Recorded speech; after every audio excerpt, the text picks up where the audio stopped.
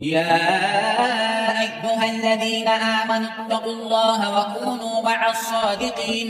ما كان لأهل المدينة ومن حولهم من الأعراب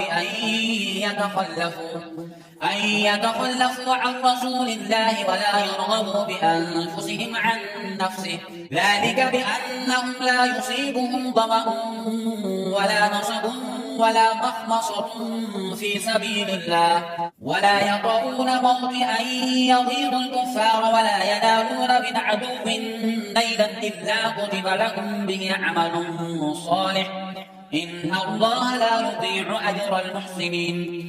ولا ينفقون نفقة صغيرة ولا كبيرة ولا يقطعون واديا إلا كتب لهم ليجزيهم الله أحسن ما كانوا يعملون. وما كان المؤمنون لينفروا كافة، فلولا نفر من كل فرقة منهم طائفة ليتفقهوا في الدين ولينذروا قومهم إذا رجعوا إليهم لعلهم يحذرون. يا أيها الذين آمنوا قاتلوا الذين يلونكم من الكفار وليجدوا فيكم غلظة واعلموا أن الله مع المتقين. وإذا ما أنزلت سورة فمنهم من يقول أيكم زادته هذه إيمانا، فأما الذين آمنوا فزادتهم إيمانا وهم يستبشرون،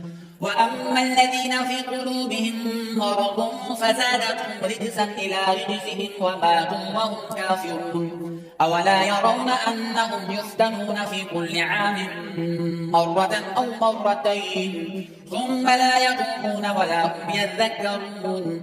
وإذا ما أنزلت سورة نظر بعضهم إلى بعض هل يراكم من أحد ثم انصرفوا صرف الله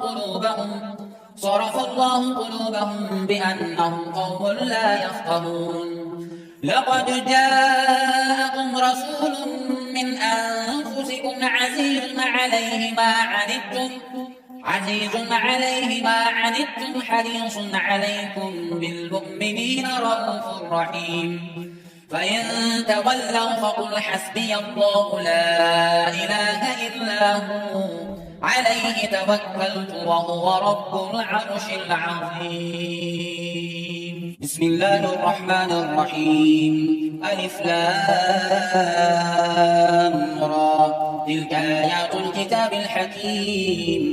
أكان للناس عجبا أن أوحينا إلى رجل منهم أن أنذر الناس وبشر الذين آمنوا أن لهم قدم صدق عند ربهم. قال الكافرون إن هذا لساحر مبين. إن ربكم الله الذي خلق السماوات والأرض في 6 أيام ثم استوى على العرش يدبر الأمر ما من شفيع إلا من بعد إذنه ذلكم الله ربكم فاعبدوه أفلا تذكرون. إليه مرجعكم جميعا وعد الله حقا إنه يبدأ الخلق ثم يعيده ليجزي الذين آمنوا وعملوا الصالحات بالقسط والذين كفروا لهم شراب من حميم وعذاب أليم بما كانوا يكفرون. هو الذي جعل الشمس ضياء والقمر نورا وقدره منازل لتعلموا عدد السنين والحساب ما خلق الله ذلك إلا بالحق يفصل الآيات لقوم يعلمون. إن في اختلاف الليل والنهار وما خلق الله في السماوات والأرض لآيات لقوم يتقون. إن الذين لا يرجون لقاءنا ورضوا بالحياة الدنيا واطمأنوا بها والذين هم عن آياتنا غافلون أولئك مأواهم النار بما كانوا يكسبون. إن الذين آمنوا وعملوا الصالحات يهديهم ربهم بإيمانهم تجري من تحتهم الأنهار في جنات النعيم دعواهم فيها سبحانك اللهم وتحيتهم فيها سلام وآخر دعواهم أن الحمد لله رب العالمين. ولو يعجل الله للناس الشر استعجالهم بالخير لقضي إليهم أجلهم ونذر الذين لا يرجون لقاءنا في طغيانهم يعمهون. وإذا مس الإنسان الضر دعانا لجنبه أو قاعدا أو قائما فلما كشفنا عنه ضره مر كأن لم يدعنا إلى ضر مسه كذلك زين للمسرفين ما كانوا يعملون. ولقد أهلكنا القرون من قبلكم لما ظلموا وجاءتهم رسلهم بالبينات وما كانوا ليؤمنوا كذلك نجزي القوم المجرمين.